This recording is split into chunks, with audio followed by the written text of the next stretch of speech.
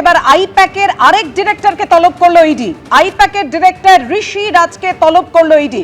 আর কি খবর রয়েছে জানবো, আমাদের প্রতিনিধি বিজেন্দ্র সিংহ আমাদের সঙ্গে টেলিফোনে রয়েছেন। বিজেন্দ্র, দেখো, একাধিক কেস আইপ্যাকের বিরুদ্ধে এনফোর্সমেন্ট ডিরেক্টরেট তদন্ত করছে পাপিয়া, এবং সেটাতেই একটা কেসে এখন ঋষি রাজ সিং, যিনি ডিরেক্টর আইপ্যাকের, তাকে তলব করা হয়েছে আগামীকাল সকাল 11টায়।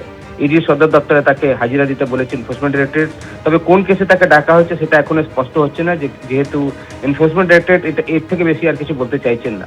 কিন্তু একটা অন্য কেস যেটা রয়েছে কয়লা কেলেঙ্কারি, সেখানে এনফোর্সমেন্ট ডিরেক্টরেট ঋষি রাজ সিং এবং প্রতীক জানকে সমন করেছিল দিল্লি অফিসেই, কিন্তু সেটা নিয়ে তারা দিল্লি হাইকোর্টে দ্বারস্থ হয়েছেন এবং সেখানে নেক্সট ডেট অফ হিয়ারিং রয়েছে মে মাসের 6 তারিখ। অর্থাৎ সেখানে তারা হাইকোর্টের কাছে বলেছিলেন কি তারা ইলেকশন কাজে ব্যস্ত রয়েছেন এই মুহূর্তে, তারা দিল্লি আসতে পারবেন না, তাদেরকে 29 তারিখের পর ডাকা হোক। এবং যেটা হাইকোর্টের রেকর্ড দেখা যাচ্ছে সেটাতে নেক্সট ডেট অফ হিয়ারিং পড়েছে 6 মে।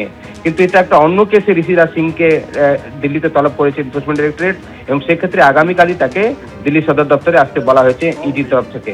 এখন দেখতে হবে তিনি এখানে আসতে পারবেন কি পারবেন না, কেন কি এর আগে দিল্লি হাইকোর্টে তিনি জানিয়েছিলেন একটা অন্য কেসে যখন তাকে ডাকা হয়েছিল, তামিলনাড়ুতে তারা কাজ করছেন ইলেকশন ম্যানেজমেন্টের, সেটাতে তিনি ব্যস্ত রয়েছেন। 29 তারিখের পর তিনি আসতে পারবেন। এখন আগামীকাল তিনি আসছেন কি আসছেন না সেটা দেখার বিষয়।